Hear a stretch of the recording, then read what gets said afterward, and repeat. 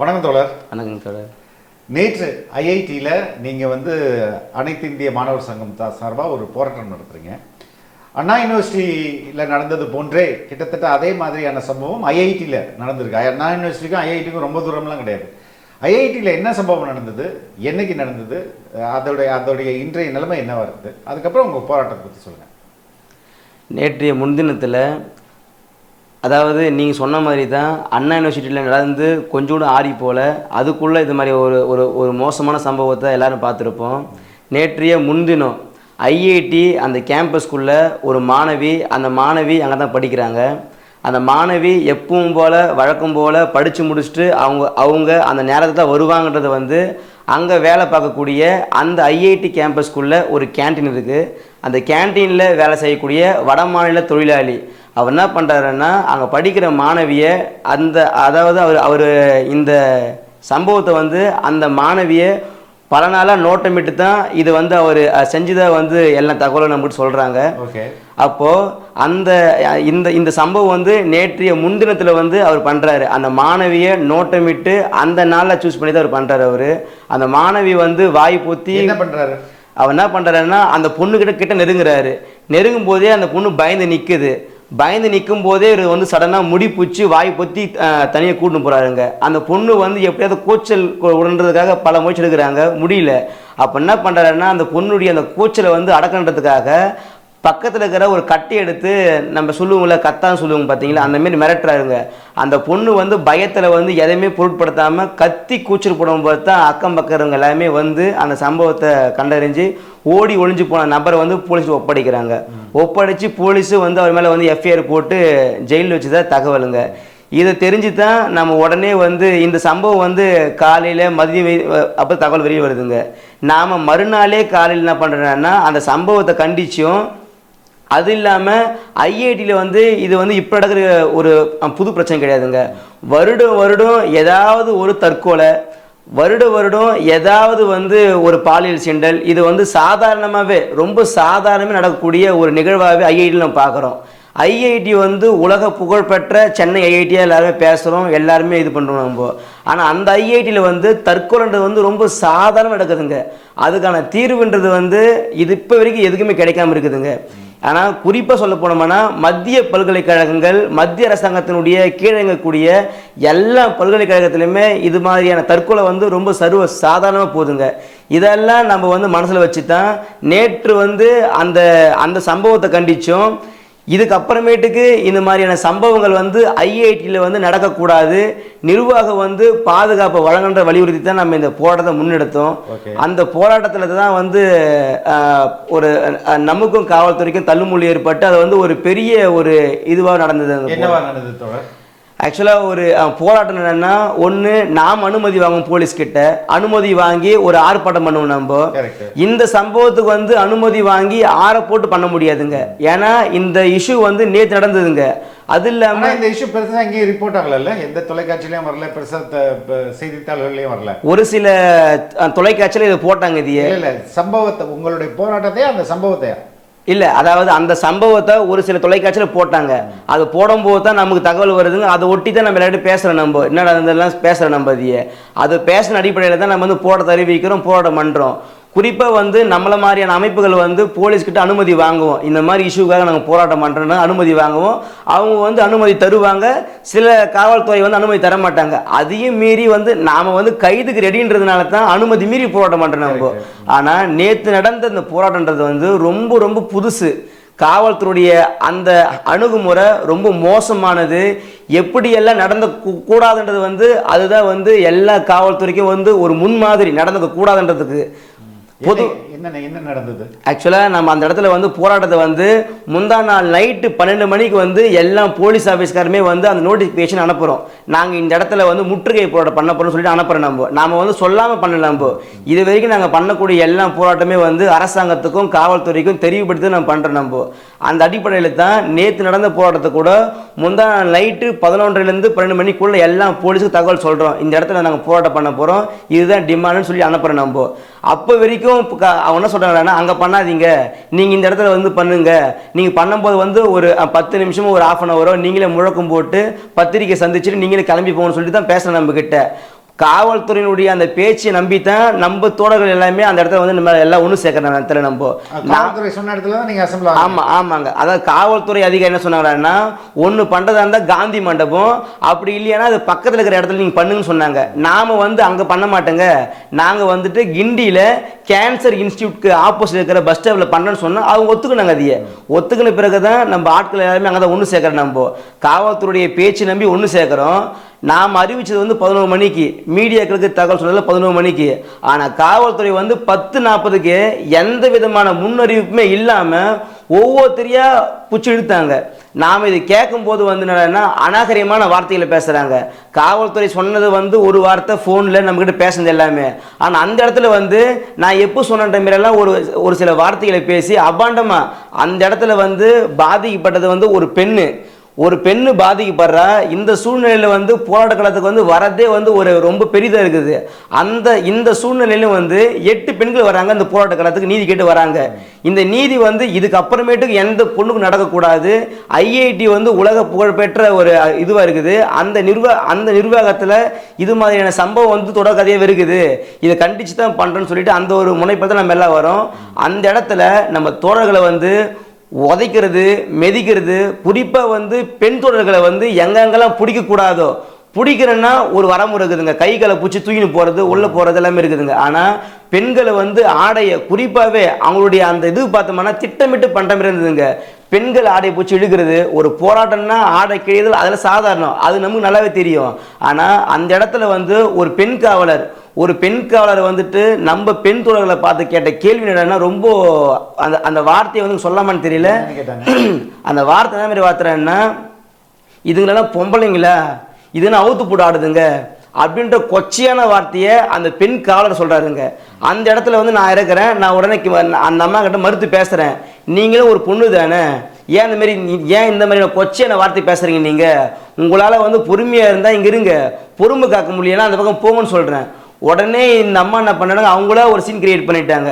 நான் வந்து அந்த அம்மா வந்து ஆபாசமாக பேசினதாகவும், அந்த அம்மா வாடி போயின்னு சொன்னதாகவும், அந்த அம்மா மேலே கை வச்சுன்னு சொல்கிறதாகவும் அவங்களா ஒரு சீன் கிரியேட் பண்ணி இந்த போராட்டத்தில் கலந்துக்கணும் எங்கள் எல்லாரையுமே கொச்சைக்குள்ளே கொண்டு வந்துட்டாங்க எல்லாருமே. அப்போது இதை நாம் எப்படி பார்க்கறோன்னா, போராட்டத்துக்கு நீதி கேட்டு எவனும் போராட வரவே கூடாதுன்ற மாதிரி தான் காவல்துறை அணுகுமுறை நேற்று ஃபுல்லாக இருந்ததுங்க. பெண்கள்கிட்ட பேசுறதுக்கு வந்து ஒரு வரமுறை இருக்குது, அந்த வரமுறையை மீறிட்டாங்க. நீ பொம்பளையா, உங்க வீட்டு எதுவும் கேட்க மாட்டாங்களா, பூவெல்லாம் வச்சுன்னுக்கிறியே, நீ எதுக்கு இங்கே பூவெல்லாம் வச்சுன்னு வர, அந்த கேள்வி முறை தப்பான கேள்வி முறை. அந்த இடத்துல வந்து அந்த ஸ்பாட்டில் அந்த அம்மா கேட்குற கேள்வின் போது உதவி காவல் ஆய்வாளர்கள் எல்லாமே இருக்கிறாங்க, அவங்களும் அந்த அம்மா தடுக்கலை. நம்ம தோழர்கள் மறுத்து பேசும்போது மட்டும்தான் அவங்க நம்ம மேலே ஏறி வராங்க. நீ பேசுறது தப்பு, உன்னை தூக்கி நான் ஜெயிலில் போடுவேன்னு சொல்லிட்டு அதாவது எந்த விதமான வார்த்தையெல்லாம் பயன்படுத்தக்கூடாது. காவல்துறையினுடைய அந்த அணுகுமுறை எப்படி இருக்கக்கூடாதுன்றதெல்லாம் நேற்று நம்ம ஆளுங்க பார்த்தாங்க. இது மட்டும் இல்லாமல் நம்மளை கொண்டு போயிட்டு ஒரு மண்டபத்தில் வைக்கிறாங்க. மண்டபத்தில் வச்சு கூட அந்த குடிக்கக்கூடிய அந்த தண்ணி நாம் வந்து அங்கே கத்தணும், முழக்கம் போட்டு சண்டை போட்டு எல்லாம் நடந்ததுங்க. அங்கே போய் தண்ணி கேட்குறோம், தண்ணி கேட்டு 1.5 மணி நேரத்துக்கு மேலே தண்ணியை தராங்க அவங்க. இது ஒரு பக்கம் போதுங்க. சாப்பாடு கொண்டு வராங்க. சாப்பாடு கொண்டு வரதுக்கு முன்னாடியே வந்து எல்லாருக்கிட்டையும் வந்து உங்கள் பேர், அட்ரஸ் அதெல்லாம் சாதாரண விஷயம் வாங்குறது தாங்க. நம்ம ஆட்கள் மொத்தமாக கொடுத்துட்டாங்க. அதையே பொதுவாக வந்து நாம் அந்த போராட்ட காலத்துக்கு கலந்தவங்க எல்லாருமே வந்து சென்னையில் எங்கே தங்கியிருக்கிறாங்களோ அந்த அட்ரஸ் கொடுத்துட்டாங்க. அது தப்புடன்னா மறுத்தங்கியே வாங்கியிருந்துருக்கலாம். எல்லாரும் அட்ரஸும் சேமாக இருக்குது, மாற்றிட்டாங்கன்னு சொல்லி வாங்கியிருக்கலாம். நம்ம தோழர்கள் மேலே வந்து சில பேர் மேலே வந்து சில வழக்குகள் இருக்குது. அது கூட வந்து போராட்ட வழக்கு தான். இந்த நீட் தேர்வு 5/8க்கான அந்த பொது தேர்வு இதுக்காக போராடி வழக்கு வாங்கினவங்க தான்.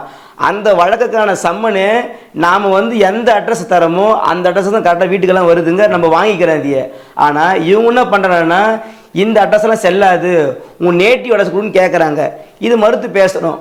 இது மறுத்து பேசும்போது அந்த காவலர் சொல்லக்கூடிய வார்த்தை, ஏன் பயப்படுற, நீ தான் வீரனாச்சு, பொடிப்பூச்சி போராட்டம் பண்ணுறல, ஏன் பயப்படுற, அசிங்கமா இல்லை, அட்ரஸ் கொடு அப்படின்ற மாரி ஒரு கொச்சையான வார்த்தை சொல்கிறாரு. இந்த வார்த்தை வந்து அங்கே இருக்கிற நம்ம தோழர் வந்து பெருமளவு ரொம்ப பாதிக்கப்பட்டுச்சு. ஏண்டான்னா காலையிலிருந்து ஈவினிங் 4 மணி வரையும் நமக்கும் காவல்துறையுமான அந்த சண்டை வந்து நீடிச்சுனே போகுதுங்க. நாம் பண்ண போராட்டத்துக்கான இன்டென்ஷன் வேறு.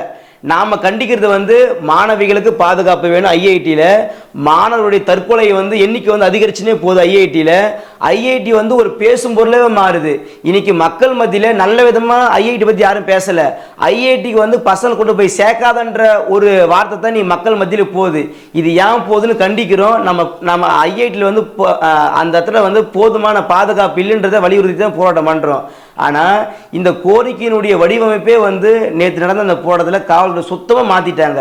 எங்களுடைய முழக்கம் வந்து ஐஐடி கண்டிச்சு போறதா இல்ல காவல்துறை வந்து எங்களை அடிச்சதுனாலயோ எங்க தோழர்களை வந்து ரொம்ப ஆபாசவாத திட்டத்தினாலயோ இல்ல காவல்துறை கண்டிக்கிறதான்ற ஒரு குழப்பத்துக்கான ஒரு மனநிலையே போராட்டத்துடைய நோக்கம் அப்படியே திசை மாறி வச்சிருக்கீங்களா? டோட்டலா திசை மாத்திட்டாங்க. அந்த இடத்துல வந்து எங்களை பேசவும் விடல. நாங்க அதாவது அந்த இடத்துல வந்து பொதுமக்கள் சுத்தி வேடிக்கை பார்க்குற பொதுமக்களுக்கு வந்து போலீஸுடைய அணுகுமுறை எப்படி அவங்க பார்த்துருப்பாங்கன்னா இவங்க என்ன பண்ணியிருப்பாங்க போல, அதனால தான் போலீஸ் வந்து குண்டு தூக்கி போடுறாங்க அப்படின்ற ஒரு அணுகுமுறை வந்து பொதுமக்களுக்கு வந்து அப்படியே காமிச்சிட்டாங்க. எங்களை வந்து அக்யூஸ்ட் போல தான் ஃபுல்லாகவே பார்த்துட்டாங்க அவங்க. அந்த இடத்துல வந்து உடனே ஏசி வராருங்க. ஏசி வந்து சொல்ல போனோம்னா சிங்கம் சூரிய மாதிரி ஏசி உள்ள வராருங்க. அவருடைய அந்த தோரணை நட வேகம் வராருங்க. நாங்கள் வந்து ஒரு காரணத்துக்காக கைதாகி உள்ள இருக்கிறோம். நாங்க ஒரு உண்ணாவிரதத்தை அறிவிச்சிருக்கிறோம். நாங்க எதுக்காக அறிவிச்சுக்கிறோம்னா, நீங்க எங்க வைக்கப்பட்டிருக்கீங்களோ அங்கே உண்ணாவிரதம். நாங்க எந்த மண்டபத்துல காவல்துறையினர் அடைக்கப்பட்டோமோ அதே மண்டபத்துல உண்ணாவிரதத்தை அறிவிச்சு நம்ம இருக்கிற நேரத்தில் நம்ம ஏன் இருக்கிறோம்னா, ஒரு காவல்துறை அதிகாரி உள்ள வராரு, எங்களை கொச்சையா பேசுறாரு, ஏன் பயப்படுன்னு கேட்கறாரு, பயந்து போறன்னு பேசுறாரு. அவர் பேசுனது தப்பு, மன்னிப்பு கேளுங்க, அப்புறம் நாங்க சாப்பிடணும்னு சொல்றோம். எல்லாரும் பேசினாங்க. எங்க கோரிக்கையிலிருந்து நாங்கள் மாறுபடலை, எங்க டிமாண்ட் இதுதான் சொல்லி நம்ம நிக்கிற நேரத்தில் உடனே வந்து ஏசிபி வராருங்க. ஏசி வராரு, சிங்கம் போல வராரு. அவர் சிங்கம் சூரிய மாதிரி நேராக உள்ள வந்துட்டு நீங்க சாப்பிட இப்போ அதை பத்தி எனக்கு எந்த விதமான கவலையும் கிடையாது, ஏன் அட்ரஸ் தர மாட்டேற, நீ கைதி. அதாவது பொதுவாக ஜெயிலில் வந்து கொலை பண்ண ஒருத்தர் இருப்பான், ரேப் பண்ண ஒருத்தர் இருப்பான், திறனும் ஒருத்தர் இருப்பான். இந்த செட்டப்பில் தான் எங்களையும் பார்க்குறாங்க. ஒரு நீதி கேட்டு போராடுற ஜனநாயக அமைப்புகளுக்கே இந்த மாதிரி ஒரு அணுகுமுறை காவல்துறையினா நாம வந்து ஒரு கட்சியில் இருக்கிறோம், ஒரு அமைப்பில் இருக்கிறோம். நானும் அதுதான் கேட்க வந்தேன் தோழர். உங்களுக்கு வந்து சிபிஐ பின்னணியில் இருக்குது, அது இந்த ஆளும் அரசோட கூட்டணி கட்சி, அவங்க இன்வால்வ் பண்ணி எங்க மாணவர்கள் போராட்டாங்கன்னு சொல்லலாம்ல. உண்மைதாங்க. ஏன்னா உண்மையாவே இந்த அணுகுமுறை படு மோசமான அணுகுமுறை. நாம் அந்த இடத்துல கேட்குற கேள்வி என்னன்னா, சார் அப்போ நாங்களும் கைதி ஒன்றுன்றீங்க, அப்போ திருநவும் நாங்களும் ஒன்றான்னு கேட்டால் அதெல்லாம் தெரியாது, கைதின்னா கைதி தான், அவனுக்கு என்ன ரூல்ஸோ அது ஒன்று ரூல்ஸ்ன்ற மாரி. உண்மையாகவே அதாவது நாங்கள் வந்து கடந்த 7 வருஷமாக போராட்டம் பண்ணுறோம், நாங்கள் போலீஸில் கைதாகிறோம், கடுமையான வாக்குவாதம் நடக்குது, கடுமையான தள்ளுமுறை நடக்குதுங்க. அந்த இடங்களில் கூட இந்த மாதிரி அணுகுமுறை நாங்கள் ஒருபோதும் பார்த்ததே கிடையாது. ஆனால் நேற்று நடந்த அந்த போராட்டம் வந்து முழுக்க புதுசாக இருந்தது. காவல்துறை அணுகுமுறை ரொம்பவே மோசமாக இருந்ததுங்க. எந்த மாதிரியான ஒரு நடவடிக்கை காவல்துறை எடுக்கக்கூடாதோ அந்த மாதிரியான நடவடிக்கை நேற்று காவல்துறை பண்ணது. ஒரு போலீஸ்க்கு ஒரு பிரச்சனைனா ஒரு போலீஸ் வராங்க, ஒரு தோழரை வந்து ஒரு போலீஸ் மிரட்டுறாங்க, நாங்கள் உள்ளே போனால் அவங்கள ஃபோட்டோ பிடிக்கிறாங்க, ஃபோட்டோ பிடிச்சி பர்சனலாக மிரட்டுறாங்க கூப்பிட்டு வச்சு. அப்போ கூட அந்த இடத்துல நாங்கள் இருக்கிறோம், நாங்கள் இருக்கும்போது மிரட்டுறாங்க. உண்மையாகவே இந்த நேற்று நடந்த அந்த போராட்டத்தை வந்து அதனுடைய டிமாண்டு ஃபுல்லாகவே மாற்றிட்டாங்க. நீ அதாவது ஒரு வேளை நாங்கள் நினைக்கிறேன்னா காவல்துறை வந்து ஐஐடிக்கு ஆதரவாக செயல்படுதான்னு தெரியல. அதாவது இந்த இஷ்யூ வந்து இவங்க பண்ண இஷ்யூ வந்து ஐஐடிக்காக பண்ணக்கூடாது, வேற விதமாக மாற்றலாமான்றது வந்து எங்களுக்கு உண்மையாக புரியல. எங்களுக்கு நாம் பண்ண டிமாண்டு வேற, ஆனால் காவல்துறை கொண்டு போகிற டிமாண்டு வேற. இது நேற்று நடந்த அந்த போராட்டம் வந்து ரொம்ப ஒரு மோசமான அண்ணா பல்கலைக்கழகத்தில் அந்த அப்படி ஒரு பாலியல் வன்செயல் நடக்கும்போது அதை கண்டித்து போராட்டம் நடத்துவதற்கு எங்கேயும் அனுமதி தரல, அரசியல் கட்சிகளுக்கே அனுமதி தரலன்னு வைங்களேன். அப்போ உங்களுக்கு நேற்று வந்து உங்களுடைய போராட்டத்துடைய நோக்கத்தையே மாற்றி விட்டு உங்களை வந்து உங்களை கிரிமினலைஸ் ஆக்கியிருக்காங்கன்னு நீங்கள் சொல்கிறீங்க. அப்போ இனிமேல் பிரச்சனை வந்தால் யாரும் போராட வரக்கூடாது அப்படின்ற ஒரு செய்தியை சொல்லப்பட்டதா நீங்கள் உணர்ந்தீங்களா? உண்மையாங்க, அதுதான் உண்மை. நாங்கள் உணரலைங்க, நாங்கள் நேற்றே பேசிட்டுனாங்க. நேற்று நாங்கள் பேசும்போது பத்திரிகை கிட்ட கூட அங்கெல்லாம் வந்தாங்க, சில பேர் வந்தாங்க. அதுதான் நம்ம பேசணும். நம்ம காவல்துறையினுடைய இது மாதிரியான மோசமான ஒடுக்குமுறையை அதை தானே காட்டுது. எவன் எப்படி பண்ண வந்தது, உன் வேலையை பாரு அப்படின்ற அவங்க வந்து வாயால் பேசலை, அவங்களுடைய சைகை அடுக்குமுறை எல்லாமே அப்படி தான் பண்ணாங்க. அவங்க நீதிக்காக கேள்வி கேட்கறதுக்கு நீ முன் வராதன்ற மாதிரி தான் அவனுடைய பேச்சு முறை ஒடுக்குமுறை எல்லாமே நாங்கள் அப்படி தான் ஃபீல் பண்ணோம், எல்லாம் அப்படி தான் பார்த்தோம். ஒவ்வொரு போராட்ட காலத்திலையும் ஒவ்வொன்றும் கற்றுப்போம். ஆனால் இதை வந்து இப்போ நீ சொன்ன மாதிரி வந்து காவல்துறையினுடைய அணுகுமுறை நீதிக்காக நீ போராட வரவே வராதுன்ற மாதிரி தான் நாங்கள் நேற்று போராட்டத்தில் நாங்கள் பார்த்தோங்க. நாங்கள் அதையே நீங்கள் உங்களுடைய காவல்துறையுடைய உயர் அதிகாரிகளுக்கு இதை சொன்னீங்களா? இப்படி எங்களை வந்து அசிங்கப்படுத்துகிறாங்க, எங்களை வந்து மோசமாக நடத்துகிறாங்க அப்படின்றத சொன்னீங்களா நீங்கள்? நேற்று வந்து இது மாதிரியான சம்பவங்கள் வந்து நடக்கும்போதே வந்து எங்கள் கட்சியில் வந்து உடனே கலந்து பேசி எங்கள் கட்சியினுடைய மாநில செயலர் வந்து சென்னை மாநகராட்சியினுடைய கமிஷனர் ஃபோனில் பேசுகிறாருங்க. பொதுவாகவே வந்து கீழே இருந்து என்ன மாதிரியான தகவல் வந்து மேலே போதோ அதுதான் கீழே அதுதான் வந்து இங்கே நம்ம ஆளுங்கிட்ட பேசுவாங்க. அந்த இடத்துல வந்து இவங்கன்னா மேலே கன்வே பண்ணிக்கிறாங்கன்னா இந்த அம்மா நம்மக்கிட்ட பேசுனது, அதாவது நடந்த சம்பவத்தை எதுவுமே வந்து அவங்க சொல்லாமல் நாம தான் எல்லாத்துக்கும் காரணம், இவங்க வந்து போராட்டம் பண்ணலை, இவங்க வந்து ஒரு பெண் காலை வந்து ரொம்ப தப்பாக பேசிட்டாங்க, தப்பான முறையில் இது பண்ணாங்கன்றது மாதிரி எல்லாம் அவங்க மேலே சொல்லிட்டு இருக்கிறாங்க. நம்ம தோழர் வந்து கமிஷனர்கிட்ட பேசும்போது கமிஷனர் எத்தனை இடத்துல சொல்கிறாருங்க, இல்லைங்க சார் இதுமாரி வந்து உங்கள் ஆட்கள் நாங்கள் பண்ண முறை சரியில்லைன்ற மாரி இடுப்பில் சொல்கிறாருங்க. இது உண்மையாகவே வந்து ஒரு மோசமான அணுகுமுறை. என்ன ஏதுன்னு விசாரிக்கணும். முதல்ல வந்து நான் அது மாதிரி பேசினேன்னா, நான் அதுமாதிரி நடந்துக்கிறேன்னா, இல்லை எங்கள் ஆளுங்க அதுமாரி பேசினாங்களான்னு சொல்லிட்டு விசாரிக்கணும். எந்த விதமான விசாரணையுமே இல்லாமல் ஒருதலை பட்சமாக அவங்க காவல்துறை அதிகாரின்னா அப்போ அவங்க சொன்னது என்ன செஞ்சிருக்கீங்களா, நீங்கள் கேட்டு பண்ணிருக்கீங்களா நீங்கள்? இந்த மாதிரி ஒரு சம்பவம் நடக்குதுங்க.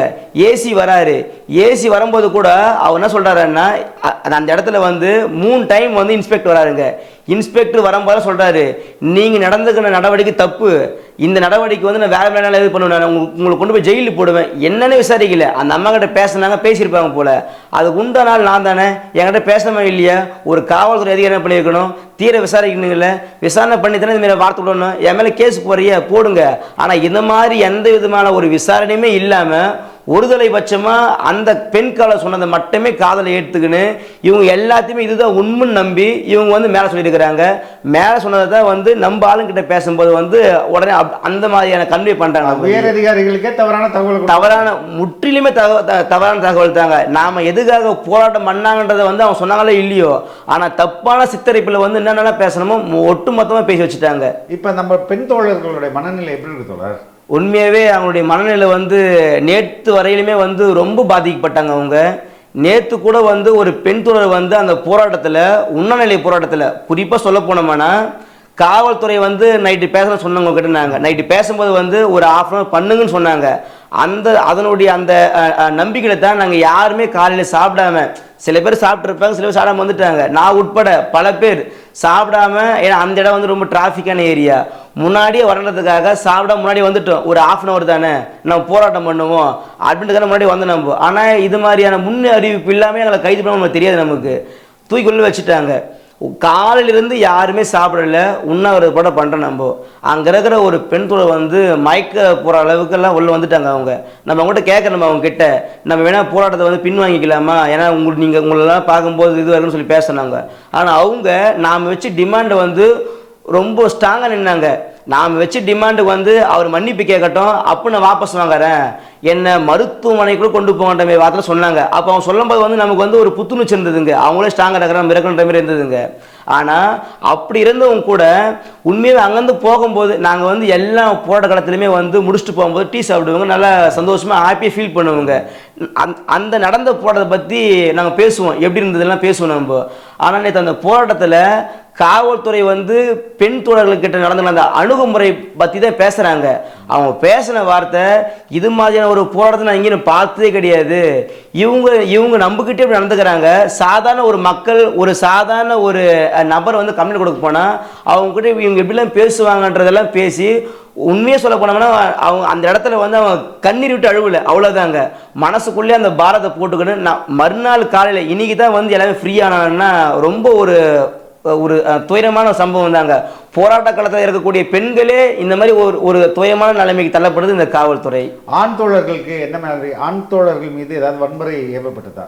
உண்மையாவேங்க நேற்று பிடிக்கும் போது என்னை உட்பட நம்ம தோழர்கள் எல்லாருமே வந்து கையை காலை பிடிச்சி, இந்த நம்ம எல்லாம் பார்த்துருப்போம் சின்ன வயசுல வந்து தண்ணி குளத்துல வந்து அங்கே ஒருத்தர் இங்கே ஒருத்தர் பிடிச்சி வந்து இப்படி தூக்கி அடிப்பாங்க பார்த்தீங்களா, 1 2 3 அடிப்பாங்க பார்த்தீங்களா, அந்த மாதிரியான ஒரு சூழல் தான் இந்த பார்த்துமே நாங்கள். என்னை உட்பட நம்ம தோழர் எல்லாருமே வந்து இப்படி புச்சடிக்கிறாங்க. அது சின்ன வழியாச்சு, இன்னும் இவ்வளோ பெரிய அந்த பாடி உள்ளே போகணும்னா கூட யோசிக்கல அவங்க. என்னை உட்பட அப்படியே தூக்கி அடித்தாங்க. என்னை அடிக்கும்போது வந்து இந்த பக்கம் வந்து எலும்பில் மாட்டிக்கின்னு நேற்று ஃபுல்லாக வலிங்க. நேற்று நாங்கள் டேப்லெட் போட்டு தான் பத்தோம். நாங்கள் 3 பேர் வந்து டேப்லெட் போட்டு தான் உடம்பு வலி முடியாமல் தான் பத்தமே. நம்ம அதில் வந்து ஒரு தோழருக்கு வந்து கை கீரல், இவ்வளோ பெருசுங்க கை கீரல் மட்டுமே. இங்கே ஒரு கீரல், இங்கே ஒரு கீரல், என்னுடைய ஷர்ட் ஃபுல்லாகவே பெருசாக கீஞ்சி போச்சுங்க. இங்கே ஒன்று அப்புறமேட்டுக்கு வந்து ஒரு பெண் தோழருக்கு வந்து பெருசாக கீஞ்சி போனது. இந்த மாதிரி ஏகப்பட்டதான ஒரு அசம்பாவிதம் அந்த இடத்துல நான் பார்த்தேன். எல்லாமே மாணவர்கள் தான், மாணவர் அமைப்பு தானே தோழர்? நாங்கள் வந்தவங்க எல்லாருமே லா காலேஜ் ஸ்டூடெண்ட்டு, இப்போ படிக்கிறவங்க வந்தவங்க எல்லாருமே ஆர்ட்ஸ் காலேஜ் ஸ்டூடெண்ட்டு படித்தவங்க, டாக்டர் உட்பட எல்லாமே வந்தாங்க நேரத்தில். எல்லாருமே மாணவர்கள் தாங்க. ஆனால் மாணவர்களை இப்படி காவல்துறை ட்ரீட் பண்ணுமா? இல்லை, உண்மையாக அப்படி தான் ட்ரீட் பண்ணோம். நமக்கு தெரியுங்க காவல்துறையுடைய அணுகுமுறை எப்படி இருக்குன்னு நல்லாவே தெரியுங்க. காவல்துறை பொறுத்தவரையும் எந்த விதமான போராட்டம் நடக்கக்கூடாதுன்றது எண்ணம் தான் காவல்துறைக்கு. அது நல்லதோ கெட்டதோ போராட்டம் பண்ணக்கூடாது. அவங்களுடைய அந்த சர்க்கிளில் வந்து அந்த தலைவலி இருக்கக்கூடாது. நாம் போராட்டம் பண்ணுறவங்க எல்லாமே வந்து காவல்துறைக்கு வந்து ஒரு தலைவலி தாங்க. இது மாதிரி பண்ணிட்டு போறீங்க. உண்மையிலே ஃப்ரீயா விட்டுருந்தீங்கன்னா என்ன பிக்கெட்டிங்க பண்ண போறீங்க? முழக்கம் போட்டு போயிருக்க போறீங்க. இல்ல, அதுதானே காவல்துறைக்கு வந்து ஒரு பெருசா இது ஆகுது. ஏன்னா அது வந்து முக்கியமான சாலைங்களா, அது வந்து போக்குவரத்து பாதிக்குமாமா. நீங்க பஸ் ஸ்டாண்ட் எத்தனை தோழர்? 1000 பேரா வந்துருக்க போறீங்க, 25ல இருந்து 50 பேர் வந்துருக்கீங்க அதிகபட்சமா. ஆமாங்க, அவ்வளவுதாங்க. அது கூட நாங்க வந்து இது வந்து ஒரு நைட்ல பிளான் பண்ணதான் இந்த கூட்டமே. நம்ம அது கூட போலீஸ்க்கு வந்து முன்னறிவிப்பு கொடுத்து நாம பண்ண எல்லா போராட்டத்திலுமே நாங்க வந்து இதே அமைப்பு ஏஎஸ்எஃப் சார்பை வந்து சட்டமன்றத்தை முற்றுகிட்டு இருக்கிறோம். சட்டமன்றத்தை முற்றுகிடும் போது வந்து பல ஆயிரம் பேர் திரட்டிக்கிறோம். நம்ம பல ஆயிரம் பேர் திருட்டு இருந்தா கூடவே போக்குவரத்துக்கு எந்த விதமான இடையூறுமே இல்லாம அவங்க எந்த வழியை நம்ம ஒதுக்கி இருக்கிறாங்களோ அதில் மட்டும் தான் போயிருக்கிறோம். சமீபத்தில் வந்து இதே மாசத்துல 2 பேர் நடத்திக்கிறோம். நம்ம அந்த 2 பேரிலுமே வந்து காவல்துறைக்கு ஒத்துழைப்பு கொடுத்து தான் நமக்கு வந்து காவல்துறை பாதுகாப்பு தேவையில்லைங்க. வழி ஒதுக்கிட்டா போதுங்க, நாங்களே போக்குவரத்து கிளியர் பண்ணுவோம், நாங்களே ஆம்பளை வந்து நாங்களே வழி விடுவோம், எல்லாத்தையும் நாங்களே பார்த்துப்போம். நம்ம அப்போ எங்களுக்கான ஒரு பாதுகாப்பு வழங்கலை.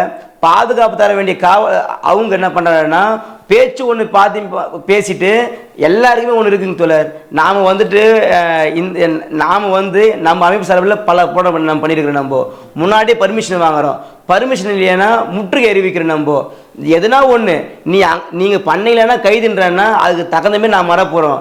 இது நேற்று நடந்த சம்பவம் வந்து முற்றிலுமே வந்து ஒரு ஏமாத்துக்கான வேலையை தான் நம்ம பார்த்துமே காவல்துறைய அந்த இதுவுங்க. ஐஐடி நிர்வாகத்தில் என்னென்ன மாதிரி தவறுகள்லாம் நடக்குதுன்னு உங்களுக்கு தெரிய வருது? ஐஐடியில் உண்மையாகவே சாதி பாகுபாடு ரொம்ப உயர்ந்த நிலையில் இப்போ இருக்குதுங்க ஐஐடியில். என்னென்னா ஐஐடியில் இந்த ஒரு 3 வருஷத்தில் மட்டும் பார்த்தீங்கன்னா ஒரு 5லேருந்து 6 தற்கொலைங்க உள்ள. அதில் 2 மாணவர்கள் வந்து தற்கொலைக்கு முயற்சி பண்ணிட்டு இருக்கிறாங்க.